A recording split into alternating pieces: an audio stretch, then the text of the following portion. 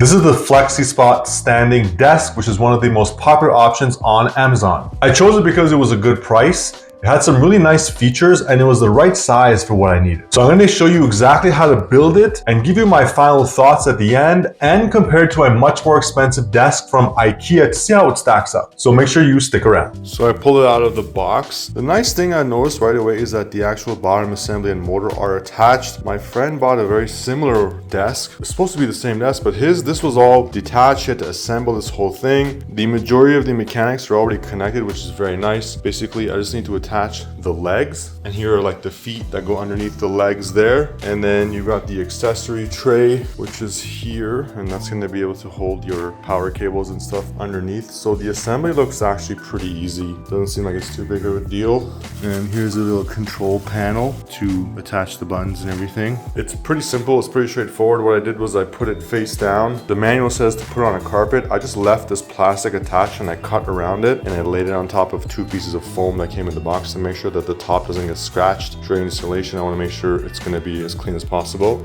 Okay, just got the under tray installed. You do have to bend this, which is a little bit weird, and then drill those in. And I've got these hooks for the headphone holders at both sides. Definitely want to use a drill. They do give you this crappy little screwdriver.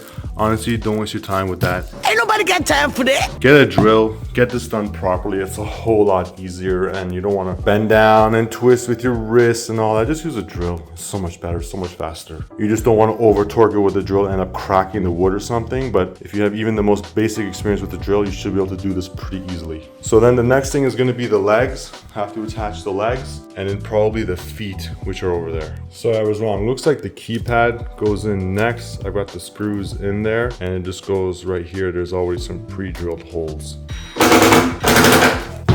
Perfect. It's leg time. So it shows that these have these little hooks that go into the screws there. Then you add a couple of extra screws. The screws. There you go. Boom. Honestly, this is much easier than my friend's one. My friend's one had all these pieces were separate. I was at his house last night setting it up. I just told him that I'm so much better than him. That's why they sent me a better one. I'm better than you. Okay, it's a hole. It's a hole. Perfect. Look at that. Beautiful. He also ordered black, so I don't know. The black one and the white one seems to have different mechanicals at the bottom. It's weird, but I'm happy this one's a lot easier right now. And now we have the dreaded Allen key, everybody's favorite furniture tool. I definitely have this drill bit somewhere that'll fit those, but that's okay.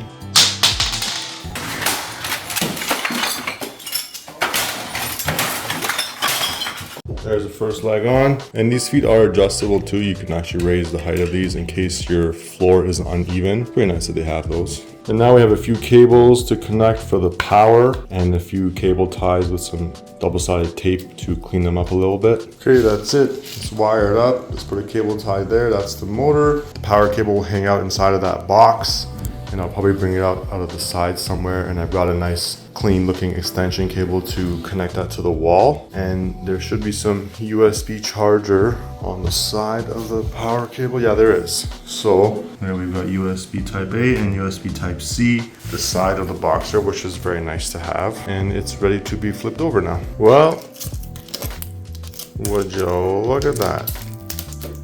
Beautiful. And I connected this very nice sleek power cable, ran it under the carpet into the plug here. There's our backdrop. There's our setup. It's amazing, very nice. And here's what it looks like from the front. So let's lower it down to see generally what it's going to look like.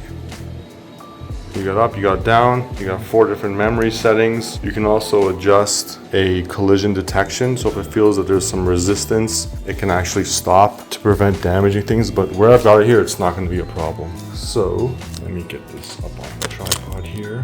And that's it. Perfect. Just like that. So I've actually used it for quite a while now, and you can see in a lot of my recent videos, this desk has always been there. And now I can give you my thoughts and tell you what I think about the desk now that I've had it for a while. So firstly, let's take a look at the height adjustment, see what the noise is like and if it's actually smooth. And here's what it sounds like.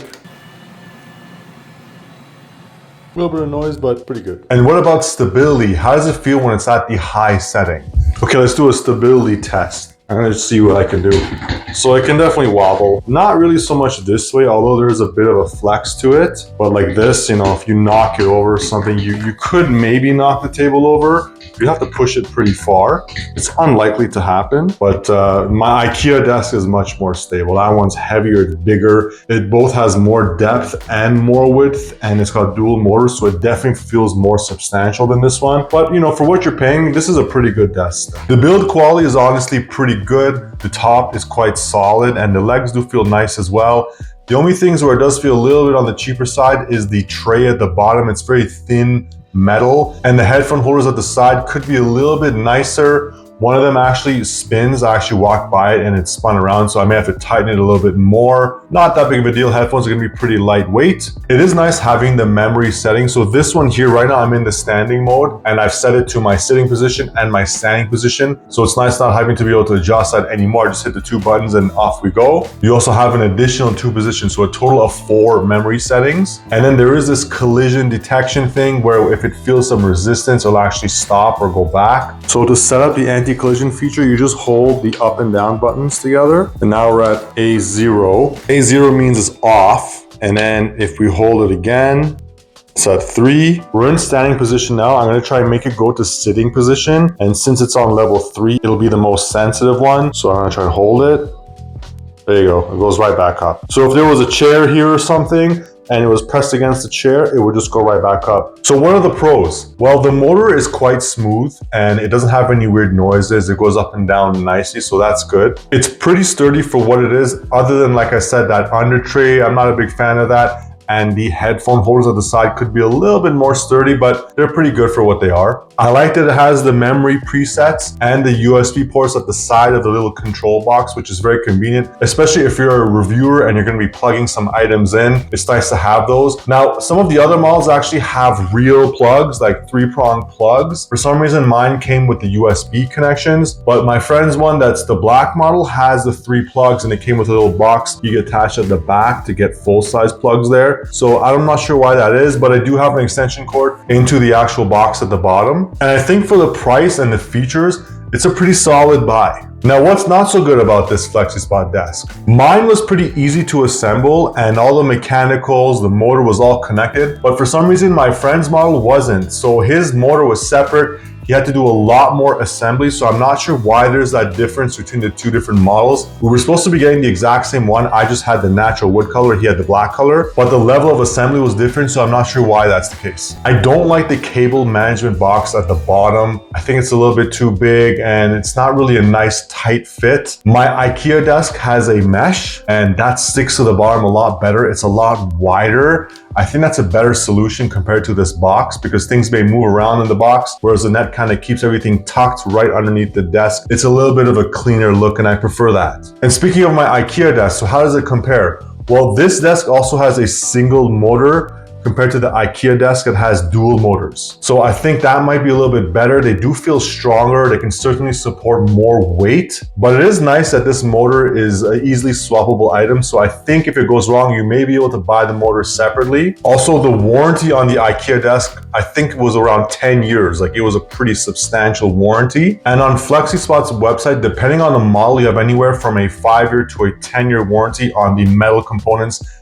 and the electronics in the desk. So still quite a good warranty from FLEXISPOT there. And another thing with my IKEA desk is it doesn't have the memory function. So that's a huge plus for this FLEXISPOT desk, is that it comes with that memory function. On my IKEA one, you gotta hold the button every time to adjust it, which is not as nice. This one, you just tap the button and it's gonna go to where you need it to go. So my IKEA desk is much bigger. It does feel more solid, and it has the dual motors. It also has that net underneath it, which I do think is a lot better than the cable management box on the FLEXISPOT. But for the price difference, it doesn't even compare. This desk offers significantly more value than what you're gonna get from IKEA. That IKEA desk costed me about $500 plus tax, whereas these FLEXISPOT desks you can get anywhere from $250 or more for a solid unit. So what are my final thoughts? Is this desk worth the price? Absolutely. It's great for home offices, for students, and people who want to get into the standing desk scene without spending too much money. It works well in my studio setting here, and I do like the quality and the features of it. And I'm certainly going to keep this for for a long time. So check out my links in the video description to get yourself a FLEXISPOT desk. There's a lot of different models and colors to choose from depending on your needs. If you enjoyed the video, hit that like button and leave me a comment below on if you want to get a standing desk or if you already have one and how it's changed your workflow. And let me know if I missed anything and I'll cover it in a short video. My name is Baz and this is Pro Shopper. On this channel, we focus on making tech buying easy. So if that sounds good to you, then consider subscribing. Thank you so much and see you in the next one.